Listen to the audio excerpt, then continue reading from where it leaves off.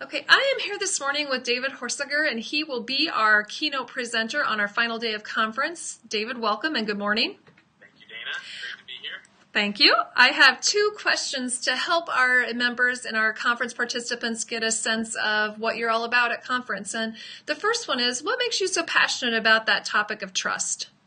You know, interestingly, over a decade ago, I was working with some organizations, and I started to think, the problem they think they're having is not the real problem. The real problem is a trust problem.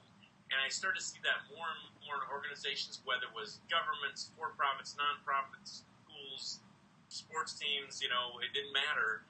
And so I started researching it more. At first, it was just this intuitive idea, and then, my graduate research turned out to be all around that, my thesis research, and now we do, for the last decade, ongoing research around it. But it fueled this, more research, more passion, because I started to see the impact. And then as we work with a little over 100 organizations a year, and we've had people say everything from it saved my marriage to it tripled my sales. Of course, in schools, think about it this way.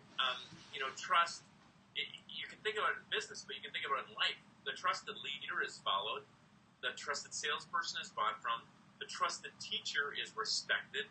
The trust, and by the way, whenever trust increases a little bit, efficiency, what we found is a lack of trust is your biggest expense. The biggest cost you have in life as a parent, an administrator, a principal, or a business person is a lack of trust. You think about it, when trust goes up, costs go down, time to get anything done goes down. But when there's mistrust, then think about what happens. That superintendent with that principal, now they second guess them. Now they're skeptical. Now it's 5 emails. Now they're going to make sure. Now they tell everybody else so they get everybody on their side. Everything changes when trust goes up. So fundamentally, we believe we help people the most when we help them gain what we call the trust edge. But I've become passionate because now I've seen results, and we've seen it across. Next month I'll be speaking in Ecuador and Colombia. And we've spoke this year to U.S. Congress. We've spoken to the Yankees. We've spoken to schools. So I don't mind, in your industry, you have a lot of people just in the school world. I bring something that we've used. Yes, I do a lot in services and faculty and whatever. But what I bring is this passion to something we believe helps people at the core, everything. They're better parents, teachers, students, coaches, board members, or whatever. That sounds great. And as I've shared with you, the word trust has come up in multiple conversations I've been fortunate to have with our colleagues. And so trust is somewhat of an intangible thing. And when you think about building trust, what might be some of the takeaways that our K-12 administrators would benefit from or would be able to glean from participating in the keynote and enjoying your keynote? Sure. Well, I have a major bias for action. So I think the most motivating ideas are not from some, motivational MBA star that tells all about themselves. I think the most motivating ideas are ones I can use tomorrow. So I'm going to give basically the 8-pillar framework. When I looked at the research, after we said, wow, trust is more important than anything.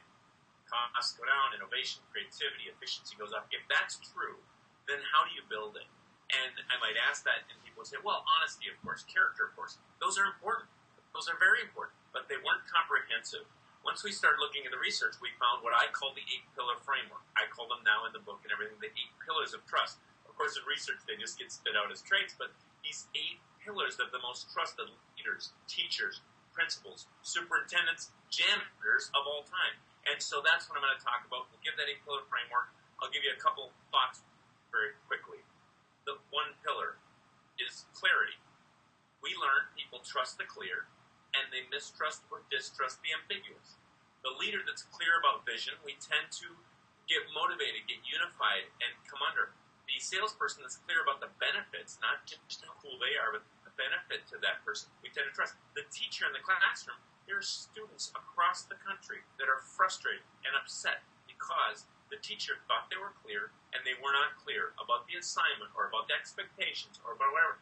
Teachers around the world, faculty around the world are frustrated because the superintendent was not clear about the main priority for the year, and the priorities keep changing every month.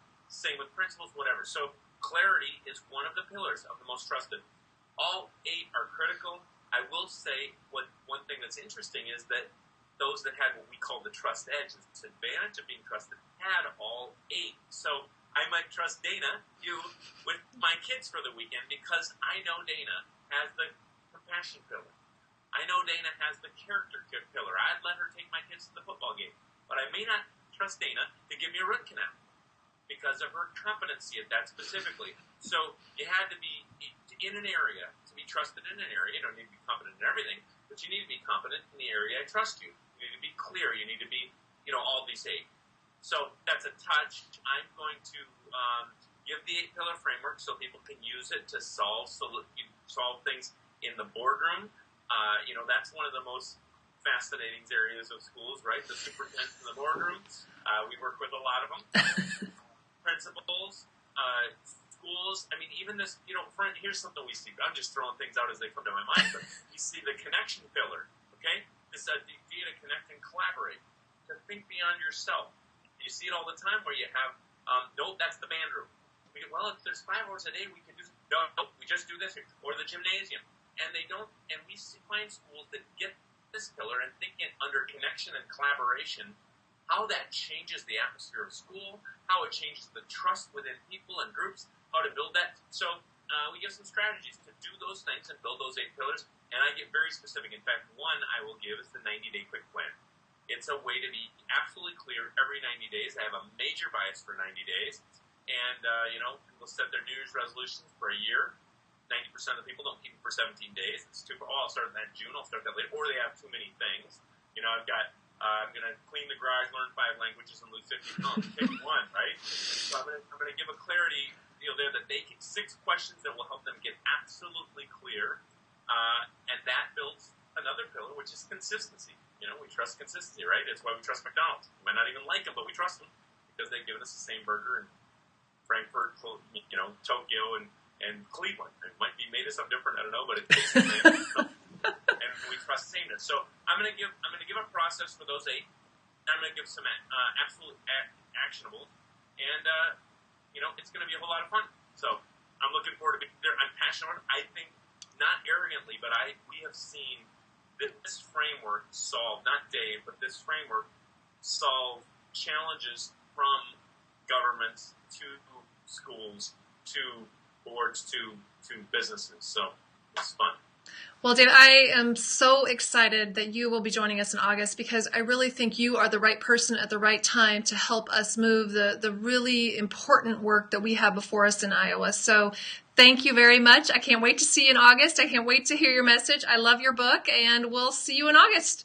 Thank you so much. Looking forward to being there. Thank you.